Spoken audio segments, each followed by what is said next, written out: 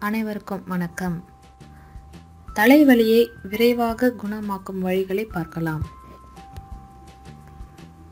அகத்தி இலையை அரைத்து நெத்தியில் பற்று போட தலைவலி குறையும். இஞ்சியை தட்டி தலையில் வலி உள்ள இடத்தில் பற்று போட தலைவலி குறையும்.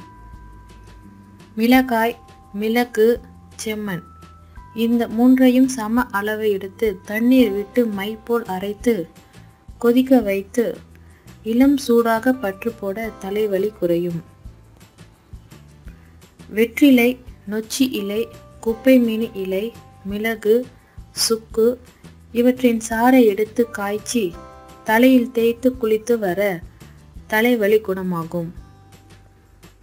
சுக்கு பொடியை பாலில் குழைத்து நெற்றியில் தடவ தலைவலி குறையும். கிராம்பு மற்றும் உப்பை பசும்பாலில் அரைத்து அந்த பசையை நெற்றியில் தடவினால் தலைவலி விரைவாக குறையும். எலுமிச்சை பழச்சாறில் மிளகை மைய அரைத்து நெத்தியில் போட தலைவலி விரைவாக குணமாகும்.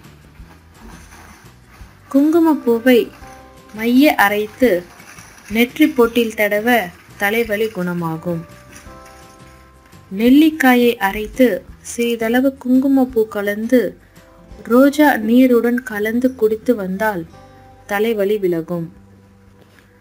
ஜாதிக்காய் விதைகளை அரைத்து அடிக்கடி தலையில் தேய்த்து குளித்து வந்தால் தலைவலி நீங்கும்.